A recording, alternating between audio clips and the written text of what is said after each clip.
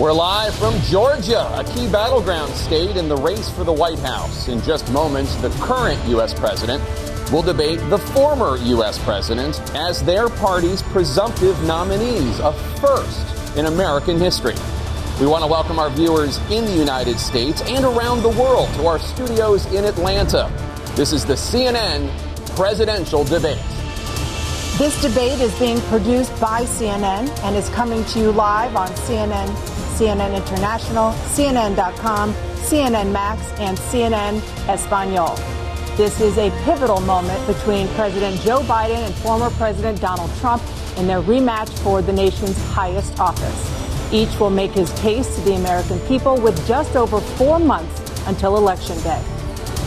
Good evening, I'm Dana Bash, anchor of CNN's Inside Politics and co-anchor of State of the Union. I'm Jake Tapper, anchor of CNN's The Lead and co-anchor of State of the Union. Dana and I will co-moderate this evening. Our job is to facilitate a debate between the two candidates tonight. Before we introduce them, we want to share the rules of the debate with the audience at home. Former President Trump will be on the left side of the screen. President Biden will be appearing on the right. A coin toss determined their positions. Each candidate will have 2 minutes to answer a question and 1 minute each for responses and rebuttals. An additional minute for follow-up, clarification, or response is at the moderator's discretion. When it's time for a candidate to speak, his microphone will be turned on and his opponent's microphone will be turned off. Should a candidate interrupt when his microphone is muted, he will be difficult to understand for viewers at home. At the end of the debate, each candidate will get 2 minutes for closing statements. There is no studio audience tonight. Pre-written notes, props, or contact with campaign staff are not permitted during the debate. By accepting our invitation to debate, both candidates and their campaigns agreed to accept these rules. Now, please welcome the 46th President of the United States, Joe Biden. Folks, how are you?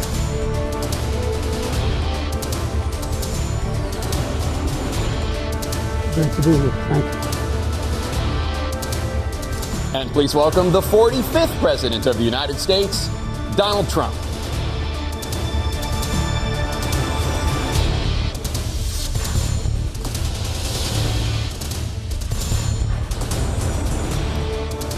Gentlemen, thanks so much for being here. Let's begin the debate, and let's start with the issue that voters consistently say is their top concern, the economy. President Biden, inflation has slowed, but prices remain high. Since you took office, the price of essentials has increased. For example, a basket of groceries that cost $100 then now costs more than $120. And typical home prices have jumped more than 30%. What do you say to voters who feel they are worse off under your presidency than they were under President Trump? We got to take a look at what I was left when I became president, what Mr. Trump left me. We had an economy that was in free fall. The pandemic was so badly handled. Many people were dying. All he said was, it's not that serious. Just inject a little bleach into your arm. You'll be all right. The economy collapsed. There were no jobs. Unemployment rate rose to 15%. It was terrible. And so what we had to do is try to put things back together again. And that's exactly what we began to do. We created 15,000 new jobs. We brought out the position where we have 800,000 new manufacturing jobs. But there's more to be done. There's more to be done. Working class people are still in trouble. I come from Scranton, Pennsylvania. I come of a household where the kitchen table, if the things weren't able to be met during the month, it was a problem. Price of eggs, the price of gas, the price of housing, the price of a whole range of things. That's why I'm working so hard to make sure I deal with those problems. That we're going to make sure that we reduce the price of housing. We're going to make sure we build 2 million new units. We're going to make sure we cap rents so corporate greed can't take over. The combination, what I was left with in corporate greed, is the reason why we're in this problem right now. In addition to that, we're in a situation where if you take a look at all that was done in his administration, he didn't do much at all. By the time he left, things were in chaos, literally chaos. And so we put things back together. We created, I said, those jobs. We make sure we had a situation where we brought down the price of prescription drugs, which is a major issue for many people, to $15 for a insulin shot as opposed to $400. No senior has to pay more than $200 for any drug, all the drugs they can include beginning next year. in a situation and we're going to make that available to everybody, to all Americans. So we're working to bring down the price around the kitchen table, and that's what we're going to get done. Thank you. President Trump? We have the greatest economy in the history of our country. We have never done so well. Everybody was amazed by it. Other countries were copying us. We got hit with COVID. And when we did, we spent the money necessary so we wouldn't end up in a Great Depression, the likes of which we had in 1929. By the time we finished, so we did a great job. We got a lot of credit for the economy, a lot of credit for the military, and no wars and so many other things. Everything was rocking good. But the thing we never got the credit for, and we should have, is getting us out of that COVID mess. He created mandates that was a disaster for our country. But other than that, we had given them back a country where the stock market actually was higher than pre-COVID, and nobody thought that was even possible. The only jobs he created are for illegal immigrants and bounce-back jobs, a bounce-back from the COVID. He has not done a good job. He's done a poor job, and inflation's killing our country. It is absolutely killing us. Thank you. President Biden? Well, look, the greatest economy in the world, he's the only one who thinks that, I think. I don't know anybody else who thinks he had the greatest economy in the world. And, you know, the fact of the matter is that we find ourselves in a situation where his economy, he rewarded the wealthy. He had the largest tax cut in American history, $2 trillion. He raised a deficit larger than any president has in any one term. He's the only president other than Herbert Hoover who's lost more jobs than he had when he began, since Herbert Hoover. The idea that he did something that was significant. And the military, you know, when he was president, they were still killing people in Afghanistan. He didn't do anything about that. When he was president, we were still finding ourselves in a position where you had a notion that we were this safe country. The truth is, I'm the only president this century that doesn't have this decade, that doesn't have any troops dying anywhere in the world like he did. President Trump, I want to follow up if I can. Am I allowed to respond to him? Well, I'm going to ask you a follow-up. You can do whatever you want with the minute that we give you. I want to follow up. You want to impose a 10% tariff on all goods coming into the U.S. How will you ensure that that doesn't drive prices even higher? It's not going to drive them higher. It's just going to cost countries that have been ripping us off for years, like China and many others, in all fairness to China.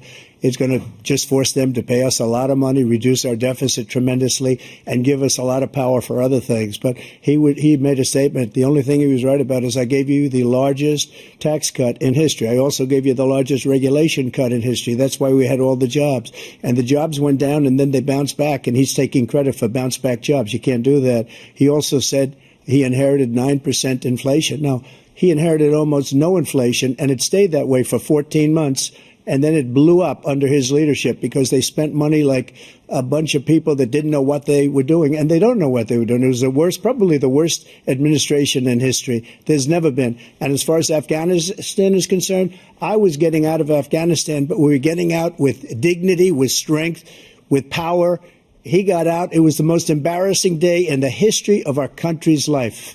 President Trump, over the last 8 years, under both of your administrations, the national debt soared to record highs. And according to a new nonpartisan analysis, President Trump, your administration approved $8.4 trillion in new debt, while so far, President Biden, you've approved $4.3 trillion in new debt. So, former President Trump, many of the tax cuts that you signed into law are set to expire next year. You want to extend them and go even further, you say.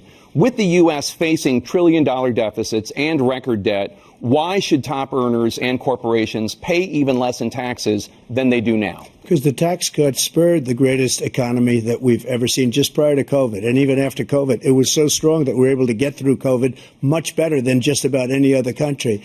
But we spurred, that tax spurred. Now, when we cut the taxes, as an example, the corporate tax was cut down to 21% from 39%, plus beyond that. We took in more revenue with much less tax, and companies were bringing back trillions of dollars back into our country. The country was going like never before, and we were ready to start paying down debt. We were ready to start using the liquid gold right under our feet, the oil and gas right under our feet. We were going to have something that nobody else has had. We got hit with COVID. We did a lot to fix it. I gave him an unbelievable situation with all of the therapeutics and all of the things that we came up with. We gave him something great. Remember, more people died under his administration even though we had largely fixed it. More people died under his administration than our administration, and we were right in the middle of it, something which a lot of people don't like to talk about. But he had far more people dying in his administration. He did the mandate, which is a disaster, mandating it. The vaccine went out. He did a mandate on the vaccine, which is the thing that people most objected to about the vaccine. And he did a very poor job, just a very poor job. And I will tell you, not only poor there, but throughout the entire world, we're no longer respected as a country. They don't respect our leadership. They don't respect the United States anymore. We're like a third world nation between weaponization of his election, trying to go after his political opponent. All of the things he's done, we've become like a third world nation, and it's a shame. The damage he's done to our country, and I'd love to ask him, and will, why he allowed millions of people to come in here from prisons, jails, and mental institutions to come into our country and destroy our country. President Trump, we will get to immigration later in this block. President Biden, I want to give you an opportunity to respond to this question about the national debt. He had the largest national debt of any president in a 4-year period, number one. Number two, that $2 trillion tax cut benefited the very wealthy. What I'm going to do is fix the tax system. For example, we have 1,000 trillionaires in America. Billionaires in America. And what's happening? They're in a situation where they, in fact, pay 8.2% in taxes.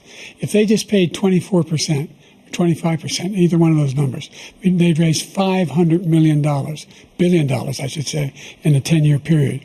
We'd be able to wipe out his debt. We'd be able to help make sure that all those things we need to do, child care, elder care, making sure that we continue to strengthen our health care system, making sure that we're able to make every single solitary person eligible for what I've been able to do with the with the COVID, with dealing with everything we have to do with, look, if we finally beat Medicare.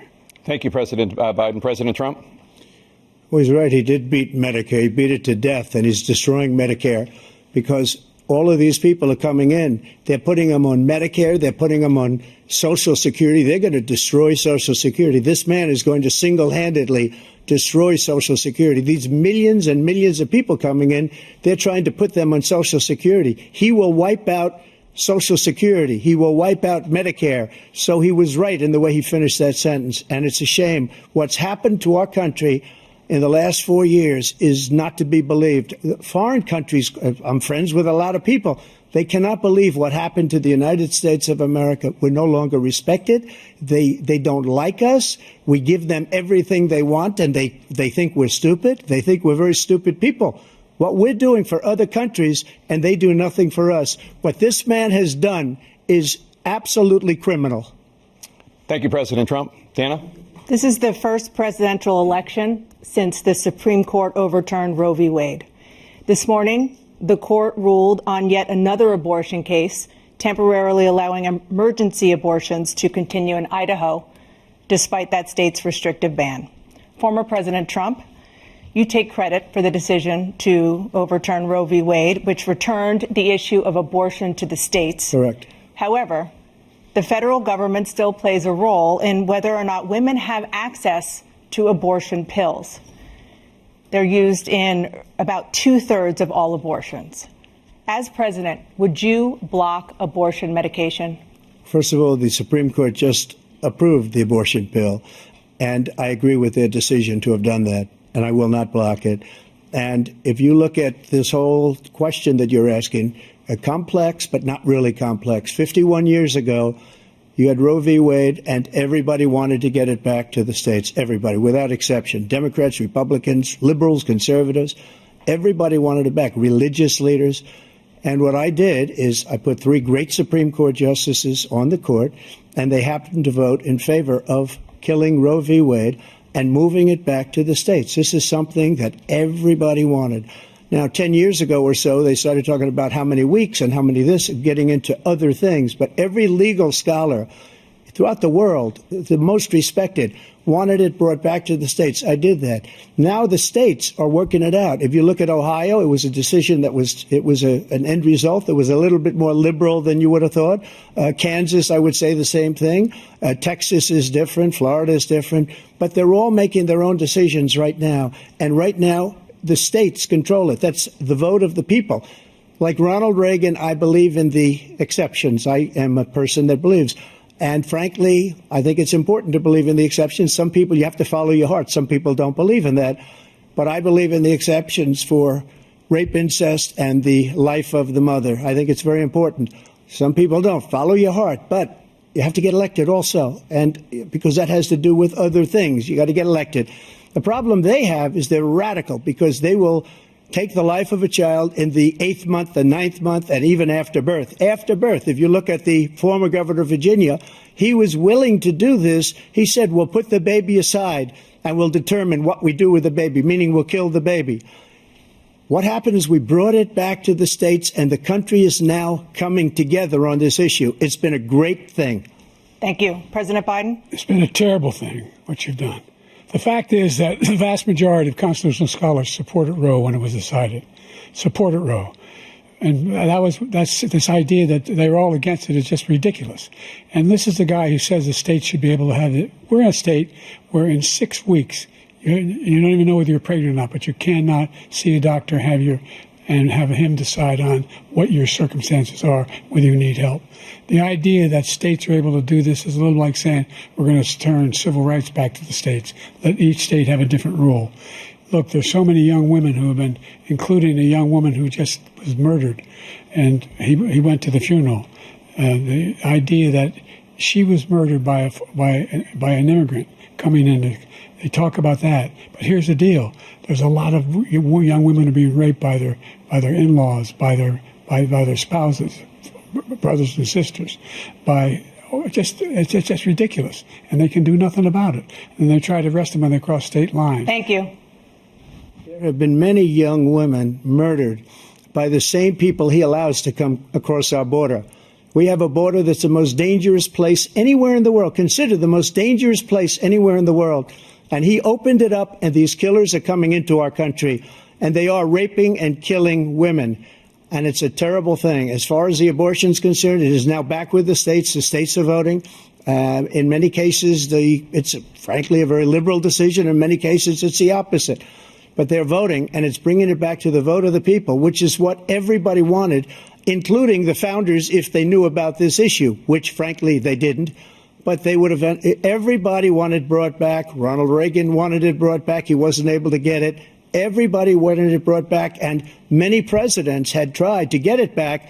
I was the one to do it. And again, this gives it the vote of the people, and that's where they wanted it. Every legal scholar wanted it that way. Staying on the topic of abortion, President Biden, 7 states, I'll let you do that. This is the same topic. 7 states have no legal restrictions on how far into a pregnancy a woman can obtain an abortion. Do you support any legal limits on how late a woman should be able to terminate a pregnancy? I supported Roe v. Wade, which had 3 trimesters. The first time is between the woman and the doctor. Second time is between the doctor and an extreme situation. The third time is between the doctor, between the woman and the state. The idea that the politicians, that the founders wanted the politicians to be the ones making decisions about women's health is ridiculous. That's the last. No politician should be making that decision. A doctor should be making those decisions. That's how it should be run. That's what you're going to do. And if I'm elected, I'm going to restore Roe v. Wade. So that means he can take the life of the baby in the 9th month and even after birth, because some states, Democrat run, take it after birth. Again, the former governor of Virginia, put the baby down, then we decide what to do with it. So he's willing to, as we say, rip the baby out of the womb in the 9th month and kill the baby. Nobody wants that to happen, Democrat or Republican. Nobody wants it to happen. You're lying. That is simply not true. The Roe v. Wade does not provide for that. That's not the circumstance. Only if a woman's life is in danger, she's going to die. That's the only circumstance in which that can happen. But we are not for late-term abortion, period. Period, period. Under Roe v. Wade, you have late-term abortion. You can do whatever you want, depending on the state. You can do whatever you want. We don't think that's a good thing. We think it's a radical thing. We think the Democrats are the radicals, not the Republicans. For 51 years, that was the law. 51 years, constitutional scholarship said it was the right way to go. 51 years, and it was taken away because this guy put very conservative members on the Supreme Court. He takes credit for taking it away. What's he going to do? What's he going to do? In fact, if the MAGA Republicans, he gets elected, and the MAGA Republicans control the Congress, and they pass a universal ban on abortion, period, across the board at 6 weeks or 7 or 8 or 10 weeks, something very, very conservative. Is he going to sign that bill? I'll veto it. He'll sign it. Thank you. Let's turn now to the issue of immigration and border security. President Biden, a record number of migrants have illegally crossed the southern border on your watch. Overwhelming border states and overburdening cities such as New York and Chicago, and in some cases causing real safety and security concerns. Given that, why should voters trust you to solve this crisis? Because we worked very hard to get a bipartisan agreement that not only changed all of that, it made sure that we are in a situation where you had no circumstance where they could come across the border with the number of border police there are now. We significantly increased the number of asylum officers. By the way, the Border Patrol endorsed my position. In addition to that, we found ourselves in a situation where when he was president, he was separating babies from their mothers, putting them in cages, making sure the families were separated. That's not the right way to go. What I've done since I've changed the law, what's happened? I've changed it in a way that now you're in a situation where there are 40% fewer people coming across the border illegally. That's better than when he left office. And I'm going to continue to move until we get the total ban on the total initiative relative to what we're going to do with more Border Patrol and more asylum officers. President Trump? I really don't know what he said at the end of that sentence. I don't think he knows what he said either. Look, we had the safest border in the history of our country. The border, all he had to do was leave it. All he had to do was leave it. He decided to open up our border, open up our country to people that are from prisons, people that are from mental institutions, insane asylum, terrorists. We have the largest number of terrorists coming into our country right now, all terrorists, all over the world, not just in South America, all over the world. They come from the Middle East, everywhere. All over the world, they're pouring in. And this guy just left it open. And he didn't need legislation because I didn't have legislation. I said, close the border. We had the safest border in history. In that final couple of months of my presidency, we had, according to Border Patrol, who is great, and by the way, who endorsed me for president, but I won't say that, but they endorsed me for president. Brandon, just speak to him. But look, we had the safest border in history. Now we have the worst border in history. There's never been anything like it. And people are dying all over the place, including the people that are coming up in caravans. Thank you, President Trump. President Biden? The only terrorist who's done anything crossing the border is one who came along and killed under his administration, killed an Al-Qaeda person come in his administration, killed 3 American soldiers. That's the only terrorist that's there. I'm not saying that no terrorist ever got through, but the idea they're emptying their prisons, we're welcoming these people, that's simply not true. There's no data to support what he said. Once again, he's exaggerating, he's lying. President Trump, staying on the topic of immigration, you've said that you're going to carry out, quote, the largest domestic deportation operation in American history, unquote. Does that mean that you will deport every undocumented immigrant in America, including those who have jobs, including those whose spouses are citizens, and including those who have lived here for decades? And if so, how will you do it? Just 1 second. He said we killed 3 people. The people we killed are al-Baghdadi and Soleimani, the 2 greatest terrorists, biggest terrorists anywhere in the world. And it had a huge impact on everything, not just border, on everything. He's the one that killed people with the bad water, including hundreds of thousands of people dying and also killing our citizens when they come in. We are living right now in a rat's nest. They're killing our people in New York, in California, in every state in the union because we don't have borders anymore. Every state is now a border. And because of his ridiculous, insane, and very stupid policies, people are coming in and they're killing our citizens at a level that we've never seen. We call it migrant crime. I call it Biden migrant crime. They're killing our citizens at a level that we've never seen before. And you're reading it like these 3 incredible young girls over the last few days. One of them, I just spoke to the mother, and they just had the funeral for this girl, 12 years old. This is horrible what's taken place. What's taken place in our country, we're literally an uncivilized country now. He doesn't want it to be. He just doesn't know. He opened the borders. Nobody's ever seen anything like. And we have to get a lot of these people out, and we have to get them out fast because they're going to destroy our country. Just take a look at where they're living. They're living in luxury hotels in New York City and other places. Our veterans are on the street. They're dying because he doesn't care about our veterans. He doesn't care. He doesn't like the military at all. And he doesn't care about our veterans. Nobody been worse. I had the highest approval rating for veterans taking care of the VA. He has the worst. He's gotten rid of all the things that I approved. Choice that I got through Congress, all of the different things I approved, they abandoned. We had by far the highest, and now it's down in less than half because he's done all these great things that we did. And I think he did it just because I approved it, which is crazy. But he has killed so many people at our border by allowing all of these people to come in. And it's a very sad day in America. President Biden, you have the mic. Every single thing he said is a lie. Every single one. For example, veterans are a hell of a lot better off since I passed the PACT Act. 1 million of them now have insurance, and their families have it. Their families have it because what happened, whether it was Agent Orange or burn pits, they're all being covered now. And his group opposed that. We're also in a situation where we have great respect for veterans. My son spent a year in Iraq, living right next to one of those burn pits, came back with stage 4 glioblastoma. I was recently in France for D-Day, and I spoke all about those heroes that died. I went to the World War I cemetery he refused to go to.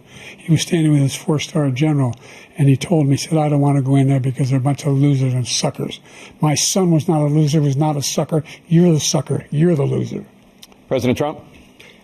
First of all, that was a made-up quote, suckers and losers. They made it up. It was in a third-rate magazine that's failing, like many of these magazines. He made that up. He put it in commercials. We've notified him. We had 19 people that said I didn't say it. And think of this. Who would say I'm at a cemetery or I'm talking about our veterans? Because nobody's taken better care. I'm so glad this came up, and he brought it up. There's nobody that's taken better care of our soldiers than I have.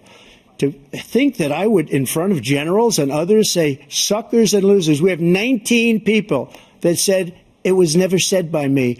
It was made up by him, just like Russia was made up, just like the 51 intelligence agents are made up, just like the new thing with the 16 economists are talking. It's the same thing. 51 intelligence agents said that the laptop was Russia disinformation. It wasn't. That came from his son, Hunter.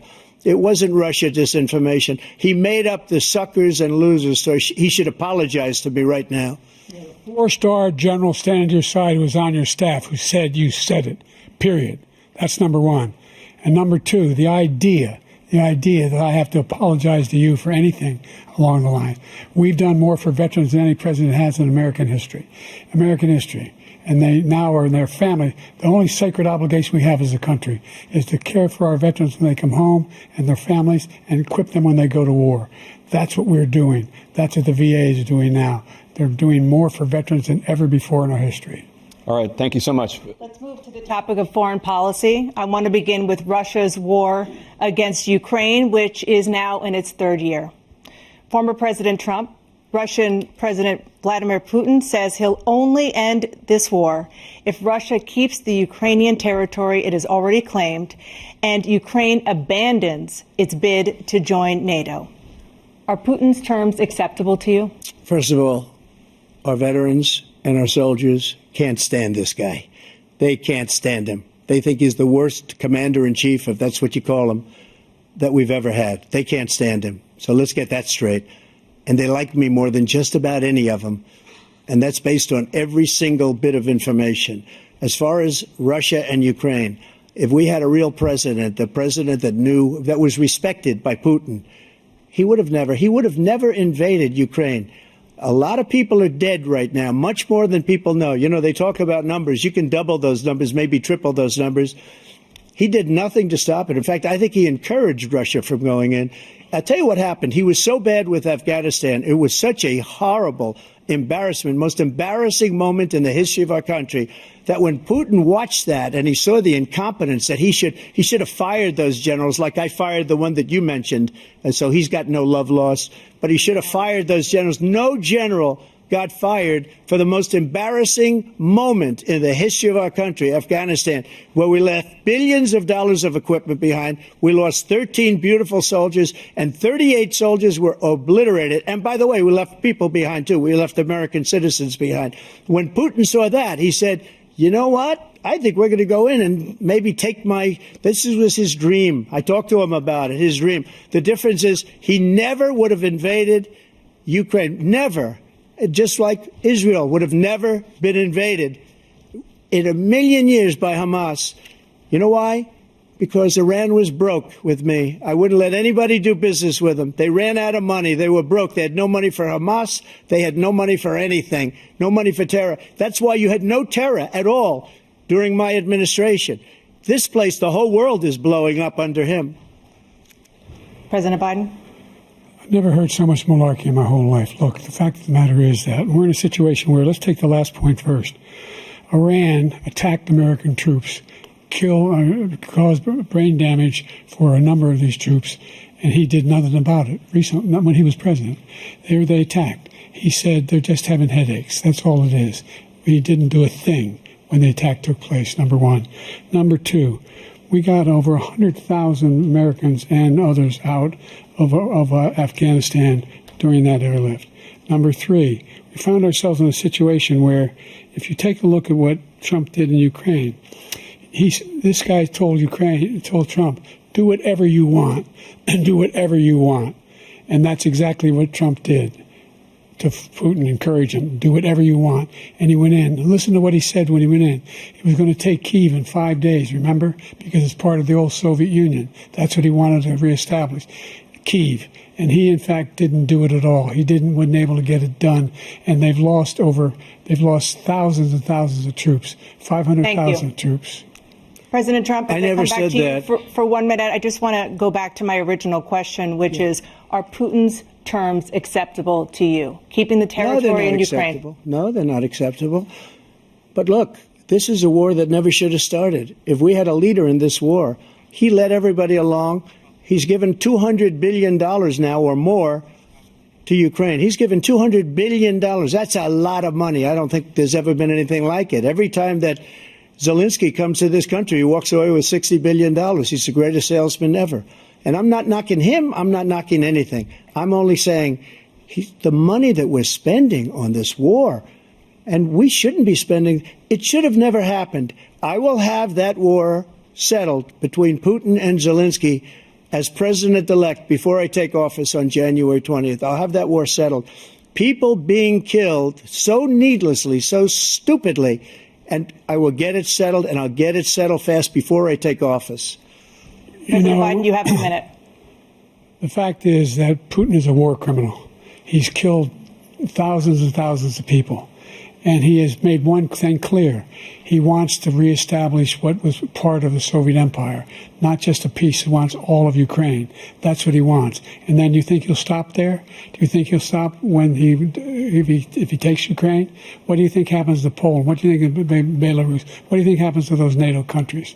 And so if you want a war, you ought to find out what he's going to do, because if in fact he does what he says and walks away, and by the way, all that money we give Ukraine are from weapons we make here in the United States. We give them the weapons, not the money at this point.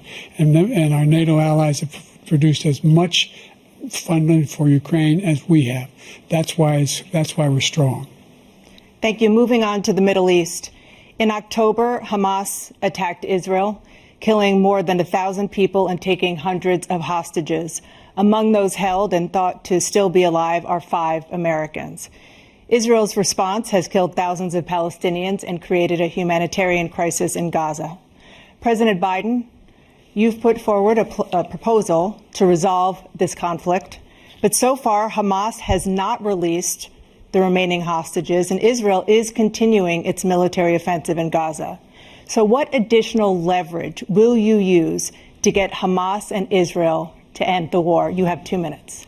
Number one, everyone from the United Nations Security Council straight through to the G7 to the Israelis and Netanyahu himself have endorsed the plan I put forward, which has 3 stages to it. The first stage is trade the hostages for a ceasefire. Second phase is a ceasefire with additional conditions. The third phase is the end of the war. The only one who wants the war to continue is Hamas, number one. They're the only ones standing out. We're still pushing hard to get them to accept. In the meantime, what's happened? In Israel, we're finding that the only thing I've denied Israel was 2,000-pound bombs. They don't work very well in populated areas. They kill a lot of innocent people. We're providing Israel with all the weapons they need and when they need them. And by the way, I'm the guy that organized the world against Iran when they had a full-blown intercontinental ballistic missile attack on Israel. No one was hurt. No one Israeli was accidentally killed, and it just stopped. We saved Israel. We are the biggest producer of support for Israel of anyone in the world. And so there are two different things. Hamas cannot be allowed to be continued. We continue to send our experts and our intelligence people as to how they can get Hamas like we did bin Laden. You don't have to do it. And by the way, they've been greatly weakened, Hamas, greatly weakened, and they should be. They should be eliminated. But you've got to be careful for using certain weapons among population centers. Just going back to Ukraine for 1 second. We have an ocean separating us. The European nations together have spent $100 billion or maybe more than that, less than us. Why doesn't he call them and say, you got to put up your money like I did with NATO? I got them to put up hundreds of billions of dollars. The Secretary General of NATO said Trump did the most incredible job I've ever seen. They wouldn't have any. They were going out of business. We were spending almost 100% of the money was paid by us. He didn't do that. He's getting all. You got to ask these people to put up the money. We're over $100 billion more spent, and it has a bigger impact on them because of location, because we have an ocean in between. You got to ask them. As far as Israel and Hamas, Israel's the one that wants to go. He said the only one that wants to keep going is Hamas. Actually, Israel is the one, and you should let him go and let him finish the job. He doesn't want to do it. He's become like a Palestinian, but they don't like him because he's a very bad Palestinian. He's a weak one. President Biden, you have a minute. I've never heard so much foolishness. This is a guy who wants to get out of NATO. Are you going to stay in NATO? He's going to pull out of NATO. The idea that we have, our strength lies in our alliances as well. It may be a big ocean, but we're ever able to avoid a war in Europe, a major war in Europe? What happens if, in fact, you have Putin continue to go into NATO? We have an Article 5 agreement. Attack on one is attack on all. You want to start the nuclear war he keeps talking about, go ahead. Let Putin go in and control Ukraine and then move on to Poland and other places. See what happens then. He has no idea what the hell he's talking about. And by the way, I got 50 other nations around the world to support Ukraine, including Japan and South Korea, because they understand that this kind of dislocation has a serious threat to the whole world peace. No major war in Europe has ever been able to be contained just to Europe. President Trump, just to follow up, would you support the creation of an independent Palestinian state in order to achieve peace in the region? I'd have to see, but before we do that, the problem we have is that we spend all the money. So they kill us on trade. I made great trade deals with the European nations because if you add them up, they're about the same size economically. Their economy is about the same size as the United States. And they were no cars, they don't want anything that we have, but we're supposed to take their cars, their food, their everything, their agriculture.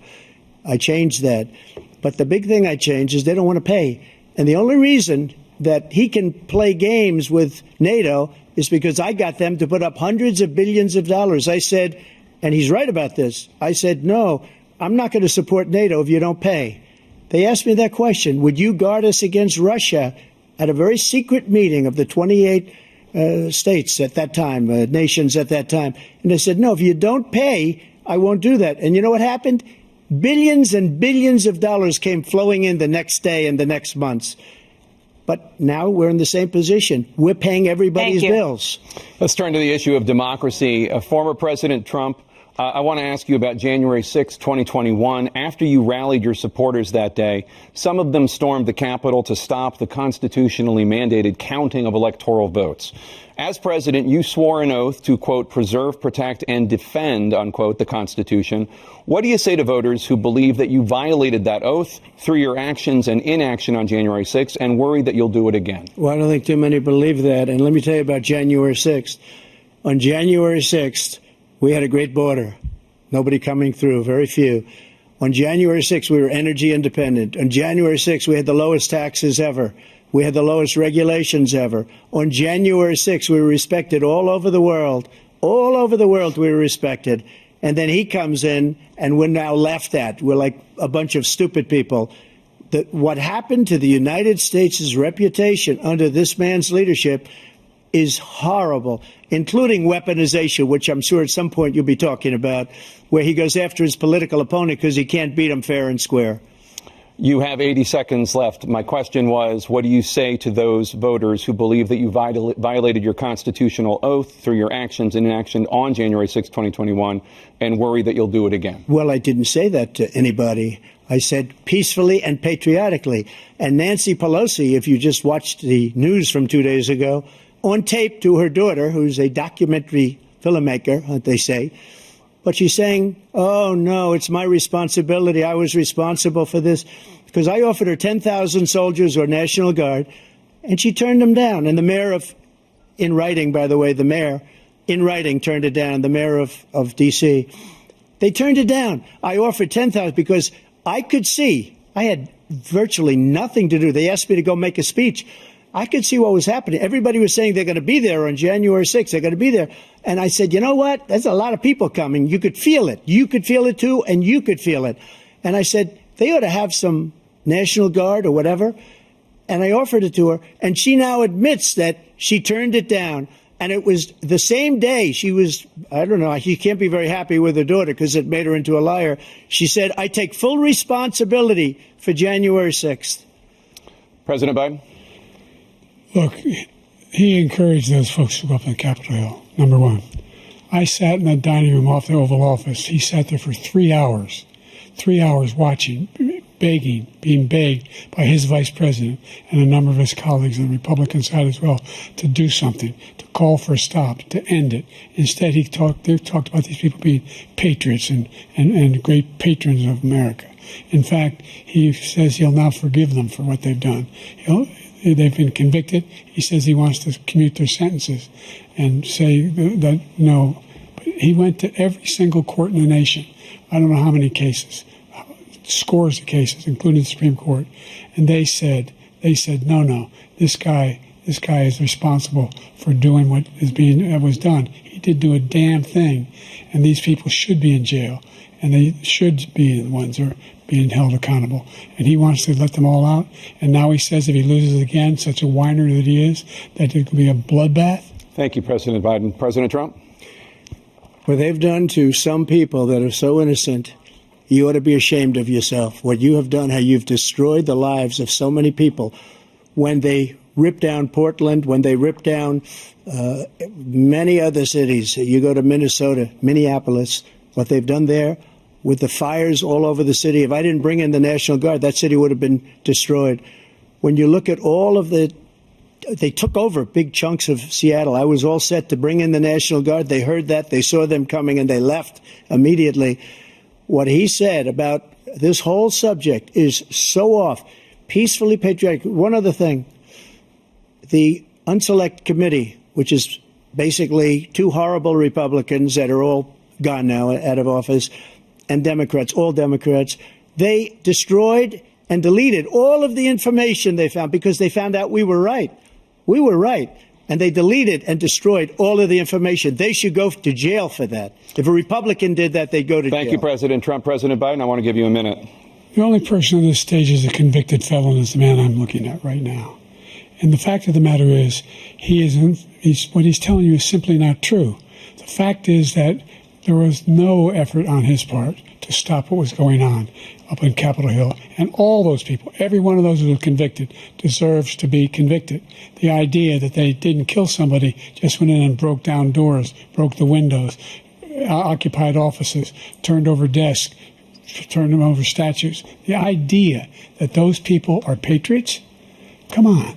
When I asked him the first two debates we had, first time around, I said, will you denounce the Proud Boys? He said, no, I'll tell them to stand by. The idea he's refusing, will you denounce these guys? Will you denounce the people we're talking about now? Will you denounce the people who attacked that Capitol? What are you going to do? I'm going to give you a minute, President Trump, for a follow-up question I have.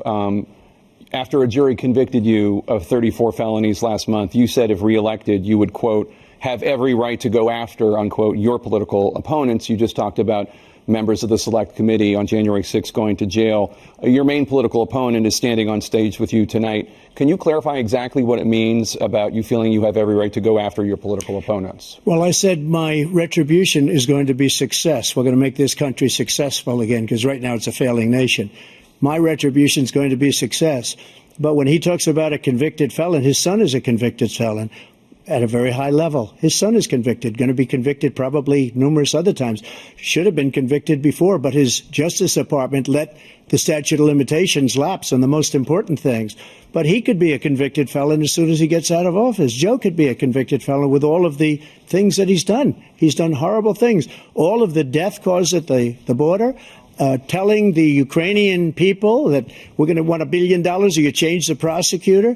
Otherwise, you're not getting $1 billion. If I ever said that, that's quid pro quo. That we're not going to do anything. We're not going to give you $1 billion unless you change your prosecutor having to do with the son. This man is a criminal. This man, you're lucky. You're lucky. I did nothing wrong. We'd have a system that was rigged and disgusting. I did nothing wrong. Thank you, President Trump. President Biden, you have said, I'm coming right to you, sir. You want to respond? Go ahead. I'll give you a minute to respond. The idea that I did anything wrong relative to what you're talking about is outrageous. It's simply a lie, number one. Number two, the idea that you have a right to seek retribution against any American just because you're president is wrong. It's simply wrong. No president's ever spoken like that before. No president in our history has spoken like that before. Number three, the crimes that you are still charged with, and think of all the civil penalties you have. How many billions of dollars do you owe in civil penalties for molesting a woman in public, for doing a whole range of things, of having sex with a porn star on the night while your wife was pregnant? I mean, what are you talking about? You have the morals of an alley cat. Give you a minute, sir. I didn't have sex with a porn star, number one. Number two, that was a case that was started and moved. They moved a high-ranking official, a DOJ, into the Manhattan DA's office to start that case. That case is going to be appealed and won. We had a very terrible judge, a horrible judge, Democrat. The prosecutor were all high-ranking Democrats, appointed people, and both the civil and the criminal. He basically went after his political opponent because he thought it was going to damage me. But when the public found out about these cases, because they understand it better than he does, he has no idea what these cases are. But when they found out about these cases, you know what they did? My poll numbers went up, way up. You know that because you're reporting it. And we took in more money in the last 2 weeks than we've ever taken in the history of any campaign. I don't think any campaign has ever taken. Hundreds of millions of dollars came pouring in because the public knows it's a scam and it's a guy that's after his political opponent because he can't win fair and square. Thank you, President Trump. President Biden, you have said, quote, Donald Trump and his MAGA Republicans are determined to destroy American democracy. Do you believe that the tens of millions of Americans who are likely to vote for President Trump will be voting against American democracy? The more they know about what he's done, yes. The more they know about what he's done. And there's a lot more coming. He's got a lot of cases down the road coming around. He's got a whole range of issues he has to face. I don't know what the juries will do, but I do know he has a real problem. And so the fact that, could you ever think you heard any president say that I'm going to seek retribution? Did you ever hear any president say that I thought Hitler had some good ideas? What got me involved to run in the first place after my son had died, I decided in Iraq, because of Iraq, I said I wasn't going to run again until I saw what happened in Charlottesville, Virginia. People coming out of the woods carrying swastikas on torches, and singing the same anti-Semitic bile they sang when back in Germany. And the young woman got killed. I spoke to the mother, and they asked him, they said, what do you think of those people? The ones who got killed, the one who tried to stop it, and the ones he said, I think they're fine people on both sides. What American president would ever say, Nazis coming out of fields, carrying torches, singing the same anti-Semitic bile, carrying swastikas, were fine people? This is a guy who says Hitler's done some good things. I'd like to know what they are. the good things Hitler's done. That's what he said. This guy has no sense of American democracy. President Trump. Jake, both of you know that story has been totally wiped out because when you see the sentence, it said 100% exoneration on that story. He just keeps it going. He says he ran because of Charlottesville. He didn't run because of Charlottesville. He ran because it was his last chance. He's not equipped to be president. You know it, and I know it. It's ridiculous. We have a debate. We're trying to justify his presidency. His presidency is, without question, the worst president, the worst presidency in the history of our country. We shouldn't be having a debate about it. There's nothing to debate. He made up the Charlottesville story, and you'll see it's debunked all over the place. Every reasonable anchor has debunked it. And just the other day it came out where it was fully debunked. It's a nonsense story. He knows that, and he didn't run because of Charlottesville. He used that as an excuse to run. President Biden. And debunked. It happened. All you have to do is listen to what was said at the time. And the idea that somehow that's the only reason I ran. I ran because I was worried a guy like this guy could get elected. If he thought they were good people coming out of that forest, carrying those woods, carrying those torches, then he didn't deserve to be president. Didn't deserve to be president at all.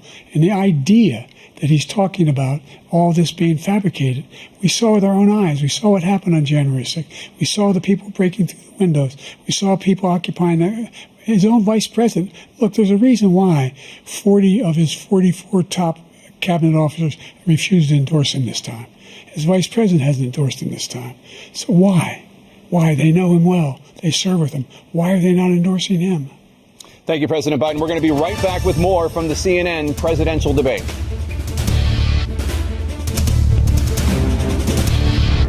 Welcome back to the CNN presidential debate live from Georgia. Let's talk about persistent challenges you both faced in your first terms and you'd certainly face again in a second term.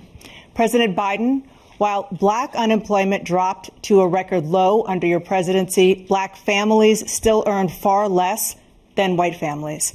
Black mothers are still 3 times more likely to die from pregnancy-related causes, and black Americans are imprisoned at 5 times the rate of white Americans.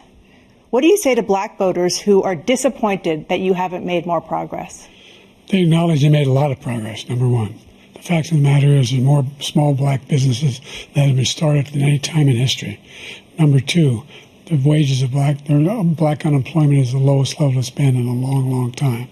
Number three, we're providing housing for black Americans and dealing with the segregation that exists among these corporations that collude to keep people out of their houses.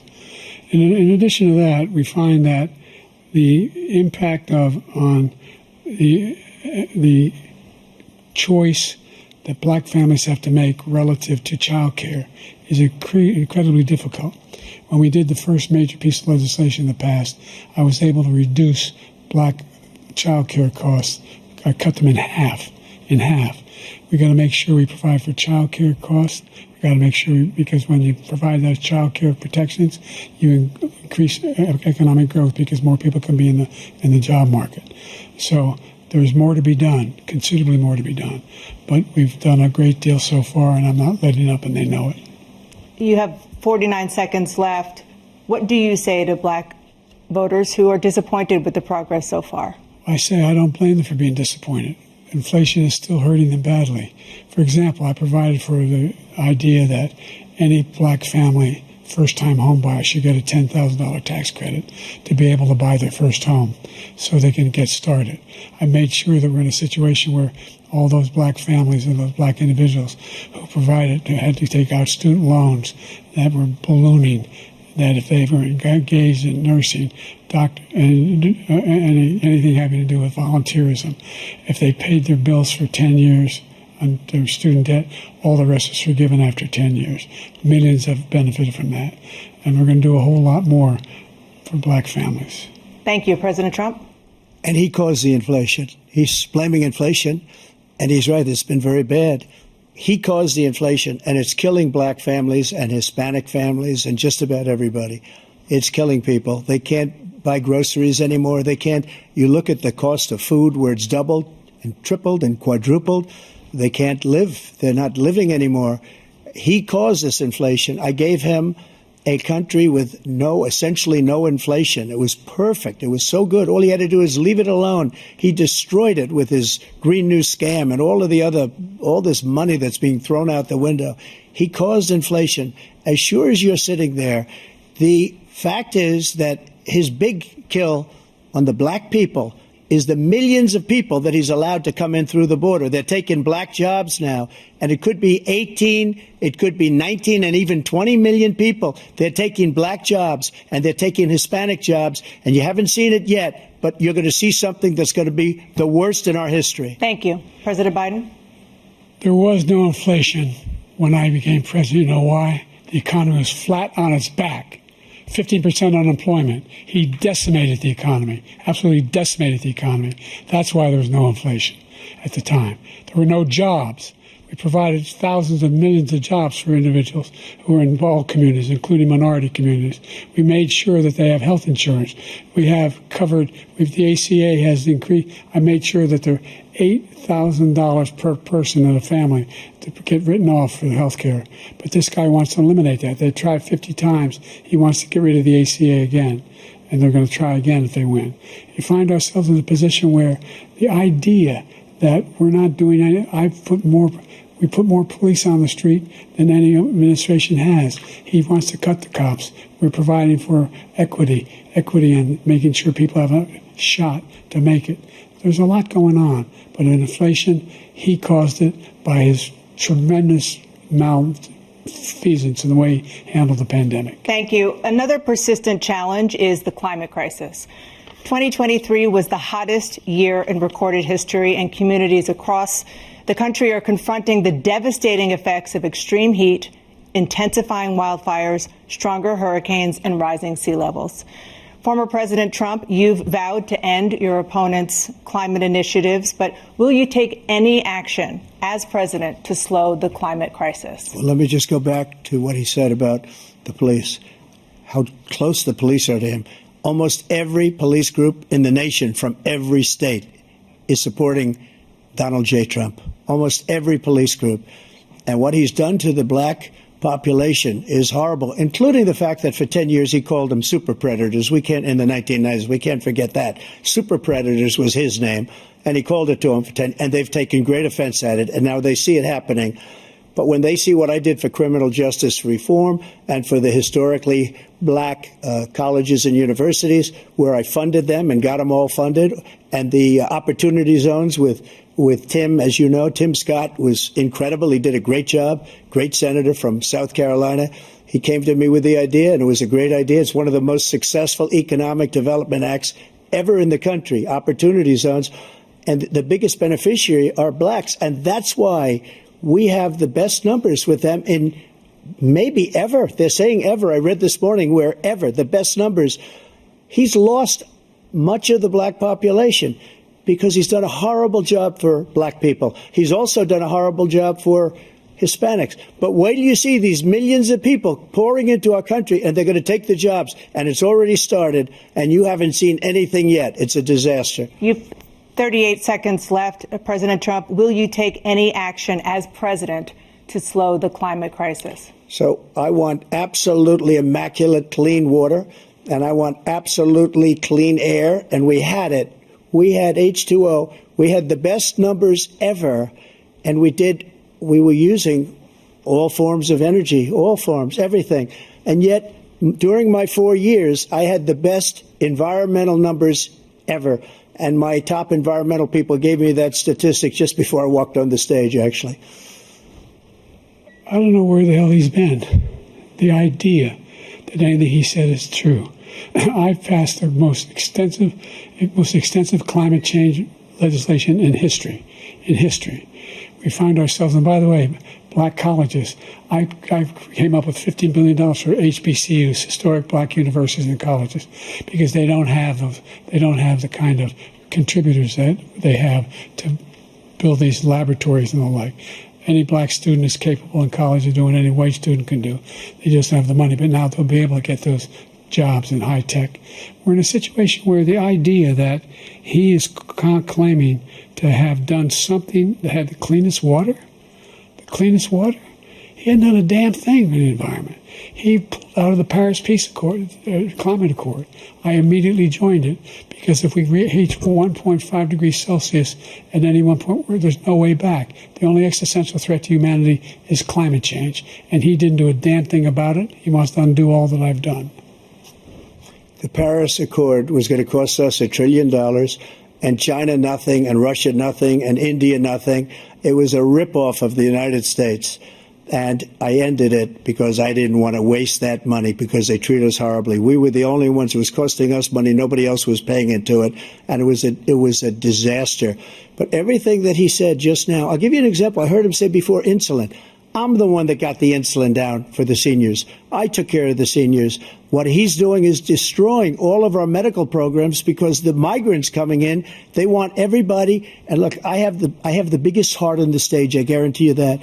And I want to take care of people. But we're destroying our country. They're taking over our schools, our hospitals, and they're going to be taking over Social Security. He is destroying Social Security, Medicare, and Medicaid. The idea is that we, in fact, we were the only ones of consequence who were not members of the Paris Accord. How can we do anything? We're not able to, the United States can't get its pollution under control. One of the largest polluters in the world, number one. We're making significant progress. By 2035, we will have cut pollution in half. We have made significant progress, and we're continuing to make progress. We set up a climate corps for thousands of young people will learn how to deal with climate, just like the Peace Corps. And we're moving in directions that are going to significantly change the elements of cause of pollution. But the idea that he claims that he has the biggest heart up here and he's really concerned about pollution and about climate, I've not seen any indication of that. And by the way, with regard to prescription drugs, one company agreed that they would reduce the price to $35, which I was calling for, one, voluntarily. I made sure every company in the world, every pharmaceutical company, cannot have to pay. Thank you. And by the way, so every day, millions of Americans struggle just to make ends meet. For many older Americans, Social Security provides a critical lifeline. President Biden, if nothing is done to Social Security, seniors will see their benefits cut in just over 10 years. Will you name tonight one specific step that you're willing to take to keep Social Security solvent? Yes, make the very wealthy begin to pay their fair share.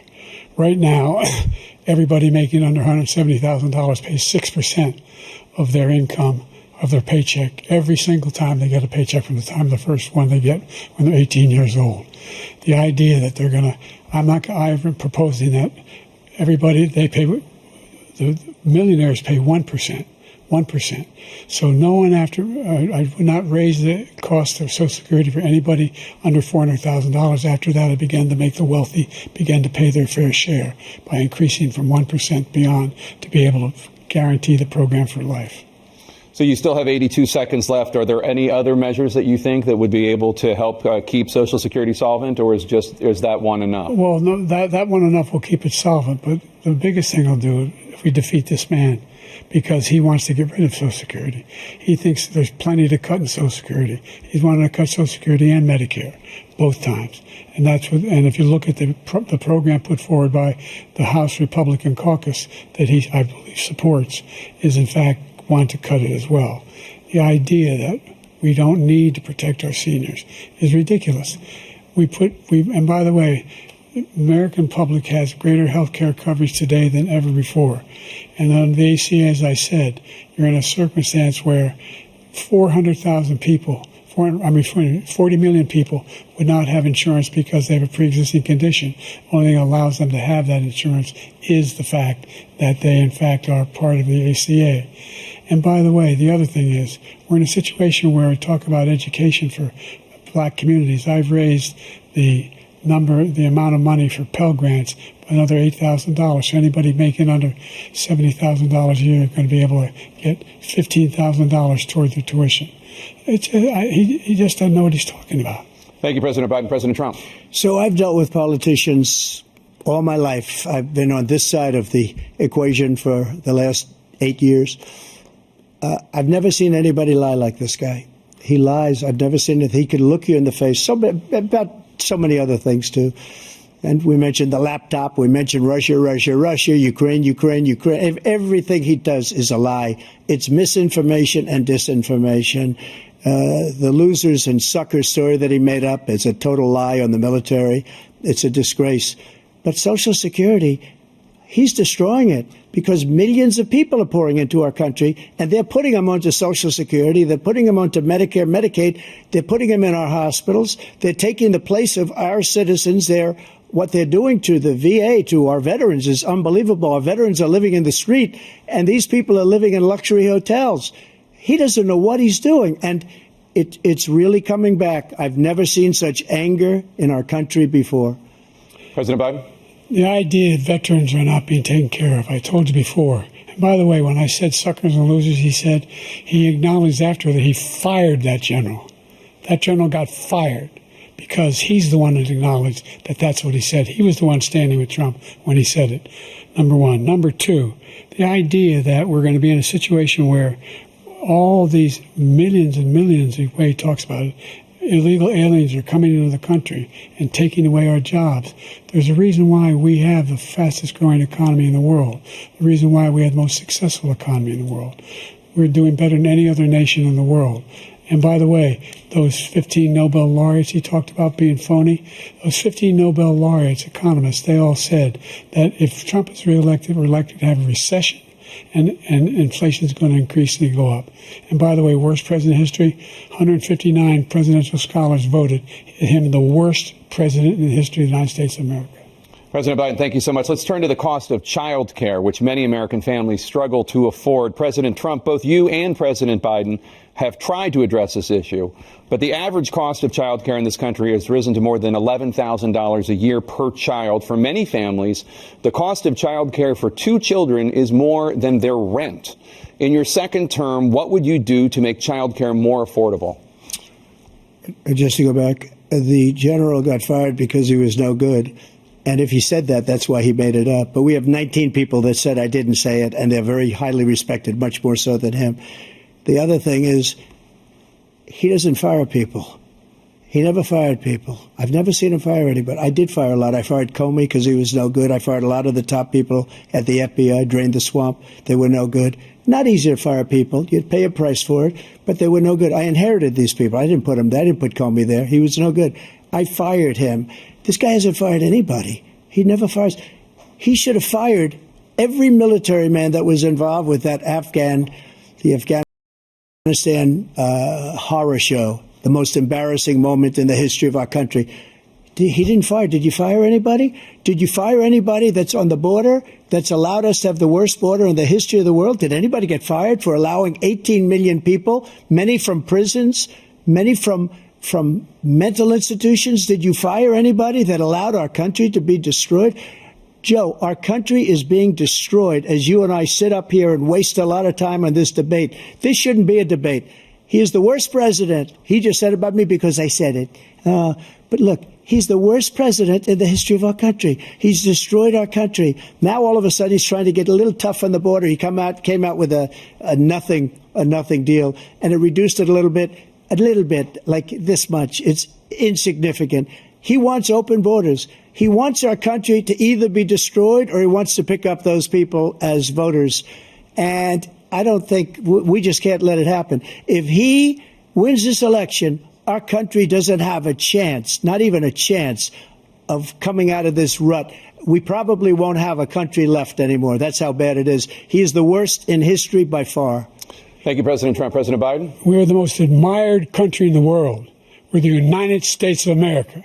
There's nothing beyond our capacity. We have the finest military in the history of the world, the finest in the history of the world.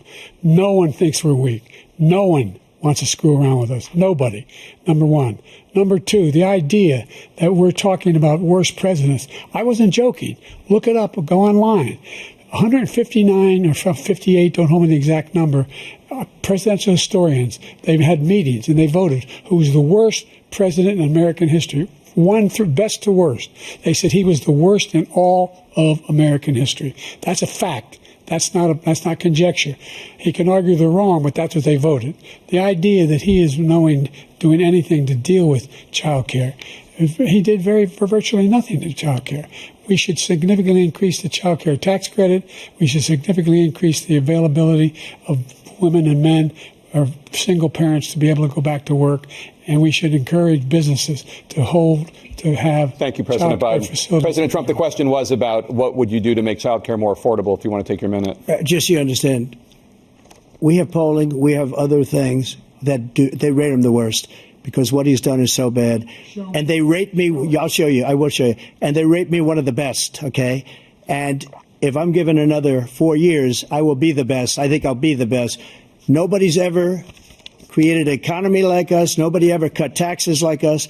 He's the only one I know. He wants to raise your taxes by 4 times. He wants to raise everybody's taxes by 4 times. He wants the Trump tax cuts to expire. So everybody, including the two of you, are going to pay 4 to 5 times.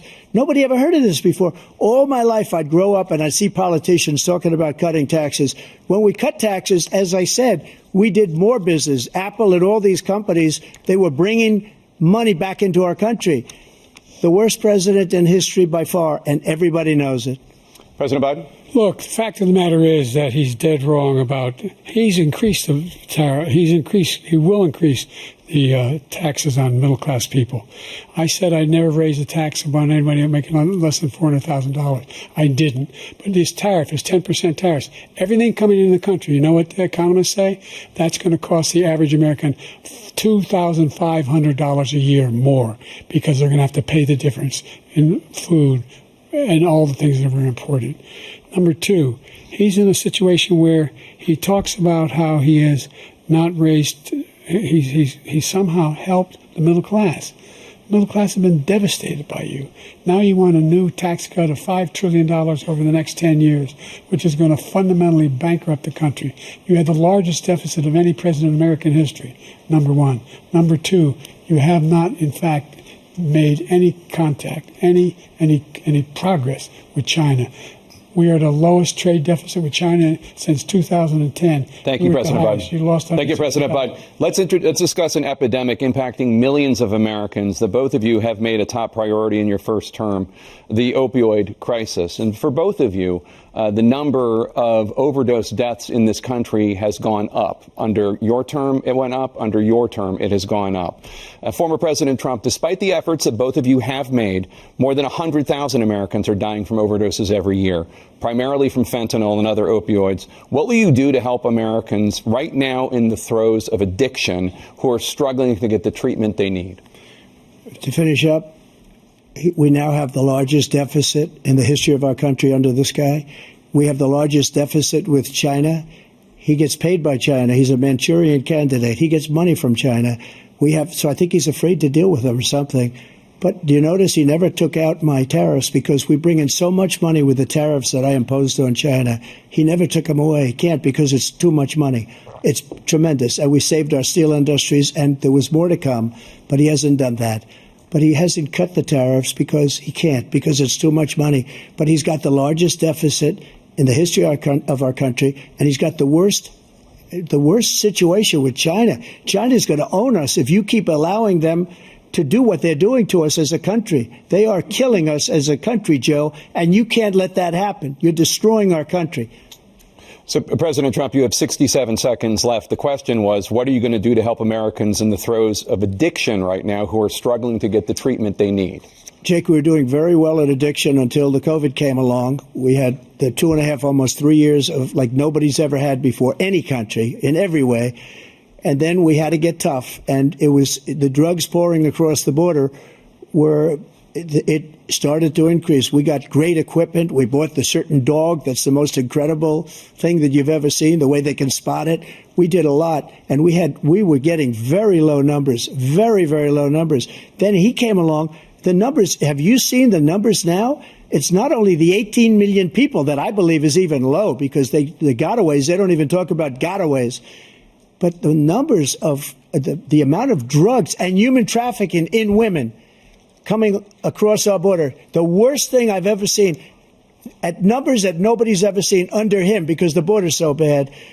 But the number of drugs coming across our border now is the largest we've ever had by far. President Trump, thank you. President Biden? Fentanyl and the byproducts of fentanyl went down for a while.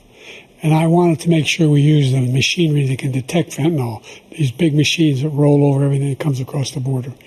And it costs a lot of money. That was part of this deal we put together, this bipartisan deal. More fentanyl machines, more be able to detect drugs, more numbers of agents, more numbers of all the people at the border. And when we had that deal done, he called his Republican colleagues and said, don't do it. It's going to hurt me politically. No, he never argued it's not a good bill. It's a really good bill. We need those machines. We need those machines. And we're coming down very hard in every country in Asia in terms of precursors for fentanyl. And Mexico is working with us to make sure they don't have the technology to be able to put it together. That's what we have to do. We need those machines. Thank you, President Biden. President Trump, and again, the question is about Americans in the throes of addiction right now, struggling to get the treatment they need. Well, this does pertain to it. He ended Remain in Mexico. He ended catch and release. I made it catch and release in Mexico, not catch and release here. We had so many things that we had done, hard negotiations with Mexico, and I got it all for nothing.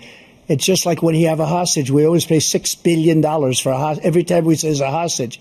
Now we have a hostage, a Wall Street Journal reporter, I think a good guy, and he's over there because Putin is laughing at this guy, probably asking for billions of dollars for the reporter. I will have him out very quickly as soon as I take office. Before I take office, I said by literally as soon as I win the election, I will have that reporter out. He should have had him out a long time ago, but Putin's probably asking for billions and billions of dollars because this guy pays it every time. We had 2 cases where we paid $6 billion for 5 people. I got 58 people out, and I paid essentially nothing. Thank you, President Trump. Dana? Let's turn to concerns that voters have about each of you. President Biden, you would be 86 at the end of your second term. How do you address concerns about your capability to handle the toughest job in the world well into your 80s? Well, first of all, I spent half my career being criticized being the youngest person in politics. I was the second youngest person ever elected to the United States Senate, and now I'm the oldest.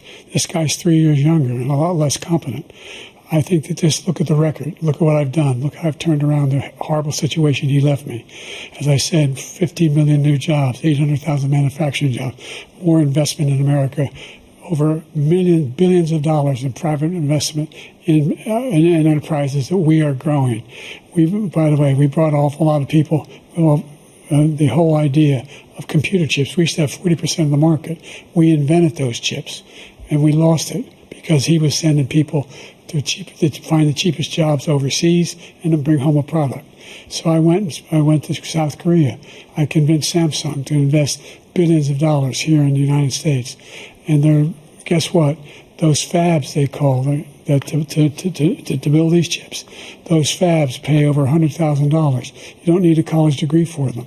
And there's billions, about $40 billion already being invested and being built right now in the United States, creating significant jobs for Americans from all over the world. President Biden, you have 40 seconds left. Would you like to add anything? Yeah, I would. The idea that somehow we are this failing country. I never heard a president talk like this before. We're the envy of the world. Name me a single major country president who wouldn't trade places with the United States of America for all our problems and all our opportunities. We're the most progressive country in the world in getting things done. We're the strongest country in the world. We're a country in the world who keeps our word, and everybody trusts us. All of our allies and those who he coddles up to, from Kim Jong-un, we send love letters to, and Putin, etc. They don't want to screw around with us. Thank you. Former President Trump, to follow up, you would be 82 at the end of your second term. What do you say to voters who have concerns about your capabilities to serve? Well, I took 2 tests, cognitive tests. I aced them, both of them, as you know. We made it public. He took none. I'd like to see him take one, just one, a real easy one. Like go through the first 5 questions. He couldn't do it. But I took 2 cognitive tests. I took physical exams every year. And, you know, we knock on wood wherever we may have wood, that I'm in very good health. I just won 2 club championships, not even senior, 2 regular club championships. To do that, you have to be quite smart, and you have to be able to hit the ball a long way. And I do it. He doesn't do it. He can't hit a ball 50 yards. He challenged me to a golf match. He can't hit a ball 50 yards. I think I'm in very good shape. I feel that I'm as in good a shape as I was 25, 30 years ago. Actually, I'm probably a little bit lighter, but I'm in as good a shape as I was years ago. I feel very good. I feel the same. But I was willing to take a cognitive test. And you know what? If I didn't do well, I aced them. Dr. Ronnie Jackson, who's a great guy when he was White House doctor. And then I took another one, a similar one. And one of them said they've never seen anybody ace him. Thank you. President Biden? You can see he is 6'5" and only 223 pounds, or 235 pounds. Well, you said 6'4", 200. Well, anyway, that's what anyway, just take a look at what he says he is and take a look at what he is. Look, I'd be happy to have a driving contest with him. The reason I got my handicap, which when I was vice president, down to a 6. But by the way, I told you before, I'm happy to play golf if you carry your own bag. Think you can do it? That's the biggest lie. He's a 6 handicap of all. I was an 8 handicap. Yeah. 8. Never. But I have, you know how many? I've seen you swing. I know you swing. Okay, let's not act like children. President Trump, we're going to turn Let's not act like children. to a specific concern that voters have about you. Will you pledge tonight that once all legal challenges have been exhausted, that you will accept the results of this election, regardless of who wins, and you will say right now that political violence in any form is unacceptable? Well, I shouldn't have to say that, but of course I believe that. It's totally unacceptable. And if you would see my statements that I made on Twitter at the time, and also my statement that I made in the Rose Garden, you would say it's one of the strongest statements you've ever seen. In addition to the speech I made in front of, I believe, the largest crowd I've ever spoken to. And I will tell you, nobody ever talks about that. They talk about a relatively small number of people that went to the Capitol and in many cases were ushered in by the police. And as Nancy Pelosi said, it was her responsibility, not mine. She said that loud and clear. But the answer is, if the election is fair, free, and I want that more than anybody. And I'll tell you something. I wish he was a great president, because I wouldn't be here right now. I'd be at one of my many places enjoying myself. I wouldn't be under indictment because I wouldn't have been his political opponent, because he indicted me because I was his opponent. I wish he was a great president. I would rather have that. I wouldn't be here. I don't mind being here. But the only reason I'm here is he's so bad as a president that I'm going to make America great again. We're going to make America great again. We're a failing nation right now. We're a seriously failing nation. And we're a failing nation because of him. His policies are so bad. His military policies are insane. They're insane. These are wars that will never end with him. He will drive us into World War III, and we're closer to World War III than anybody can imagine. We are very, very close to World War III, and he's driving us there. And Kim Jong-un and President Xi of China, Kim Jong-un of North Korea, all of these, Putin, they don't respect him. They don't fear him. They have nothing going with this gentleman, and he's going to drive us into World War III. You want a World War III, let him follow and win, and let Putin say, do what you want, NATO. Just do what you want. There's a thing called Article 5. An attack on one is an attack on all, and required response. The idea, I can't think of a single major leader in the world who wouldn't trade places with the job I've done and what they've done. Because we are a powerful nation. We have wonderful people. It's because of the people, not me. It's because of the American people. They're capable of anything, and they step up when they're needed. And right now, we're needed. We're needed to protect the world because our own safety is at stake. And again, you want to have a war, just let Putin go ahead and take Kyiv, make sure they move on, see what happens in Poland, Hungary, and other places along that border. Then you have a war. President Trump, as I come back to you for a follow-up, the question was, will you accept the results of this election, regardless of who wins? Just to finish what he said, if I might, Russia, they took a lot of land from Bush.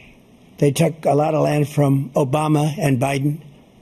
They took no land, nothing from Trump, nothing. He knew not to do it. He's not going to play games with me. He knew that. I got along with him very well, but he knew not to play games. He took nothing from me. But now he's going to take the whole thing from this man right here. That's a war that should have never started. It would have never started ever with me. and he's going to take Ukraine. And, you know, you asked me a question before, would you do this? He's got us in such a bad position right now with Ukraine and Russia, because Ukraine's not winning that war. He said, I will never settle until such time. They're running out of people. They're running out of soldiers. They've lost so many people. It's so sad.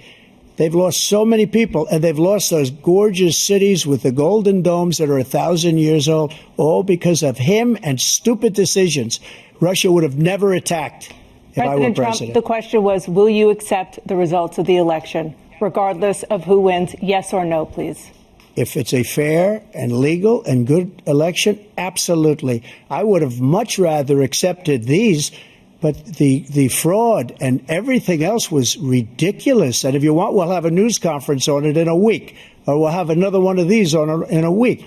But I will absolutely, there's nothing I'd rather do. It would be much easier for me to do that than I'm running again. I wasn't really going to run until I saw the horrible job he did. He's destroying our country. I would be very happy to be someplace else, in a nice location someplace. And again, no indictments, no political opponent stuff, because it's the only way he thinks he can win. But unfortunately, it's driven up my numbers and driven them up to a very high level because the people understand it. Well, let's see what your numbers are when this election is over. Let's see. You're a whiner. When you lost the first time, you continued, you appealed and appealed to courts all across the country. Not one single court in America said any of your claims had any merit, state or local, none. But you continue to provoke this lie about somehow there's all this misrepresentation, all this stealing. There is no evidence of that at all. And I tell you what, I doubt whether you'll accept it because you're such a whiner. The idea, if you lose again, you accepting anything, you can't stand the loss. Something snapped in you when you lost the last time. We'll be right back with more from the CNN presidential debate, live from Georgia. It is now time for the candidates to deliver their closing statements as predetermined by a coin toss. We're going to begin with you, President Biden. You have 2 minutes. We've made significant progress from the debacle that was left by President Trump in his last term. We find ourselves in a situation where, number one, we have to make sure that we have a fair tax system. I ask anyone out there in the audience, or anyone out watching this debate, do you think the tax system is fair? The fact is that I said nobody even making under $400,000 had a single penny increase in their taxes, and will not. And if I'm reelected, that'll be the case again. But this guy has increased your taxes because of the deficit. Number one, he's increased inflation because of the debacle he left after the way he handled the pandemic. And he finds himself in a position where he now wants to tax you more by putting a 10% tariff on everything that comes into the United States of America. What I did when, for example, he wants to get rid of the ability of Medicare for us to be able to negotiate drug prices with the big pharma companies. Well, guess what? We got it down to $35 for insulin instead of $400. No more than $2,000 for every senior, no matter how much prescription they need. You know what that did? That reduced the federal debt by $160 billion over 10 years because the government doesn't have to pay these exorbitant prices. I'm going to make that available to every senior all along where it's happening now, and everybody in America. He wants to get rid of that. I'm going to make sure that we have child care. We're going to significantly increase the credits people have for child care. I'm going to make sure we do something about what we're doing on lead pipes and all the things that are causing health problems for people across the country. We're going to continue to fight to bring down inflation and give people a break. Thank you, President Biden. President Trump, you now have 2 minutes for your closing statement. Like so many politicians, this man is just a complainer. He said, we want to do this, we want to do that, we want to get rid of this tax, that tax. But he doesn't do anything. All he does is make our country unsafe by allowing millions and millions of people to pour in. Our military doesn't respect him. We look like fools in Afghanistan. We didn't stop Israel, it was such a horrible thing that would have never happened. It should have never happened. Iran was broke. Anybody that did business with Iran, including China, they couldn't do business with the United States. They all passed. Iran was broke. They had no money for Hamas or Hezbollah, for terror, no money whatsoever. Again, Ukraine should have never happened. He talks about all this stuff, but he didn't do it. For 3.5 years, we're living in hell. We have the Palestinians and we have everybody else rioting all over the place. You talk about Charlottesville. This is 100 times Charlottesville, 1,000 times. The whole country is exploding because of you, because they don't respect you, and they have to respect their president, and they don't respect you throughout the world. What we did was incredible. We rebuilt the military. We got the largest tax cut in history, the largest regulation cut in history. The reason he's got jobs is because I cut the regulations that gave jobs, but he's putting a lot of those regulations back on. All of the things that we've done, nobody's never seen anything like, even from a medical standpoint, right to try, where we can try space-age materials instead of going to Asia or going to Europe and trying to get when you're terminally ill. Now you can go and you can get something. You sign a document. They've been trying to get it for 42 years. But you know what we did for the military was incredible. Choice for our soldiers, where our soldiers, instead of waiting for 3 months to see a doctor, can go out and get themselves fixed up and readied up and take care of themselves, and they're living. And that's why I had the highest approval rating in the history of the VA. So all of these things, we're in a failing nation, but it's not going to be failing anymore. We're going to make it great again. Thank you, former President Trump, President Biden.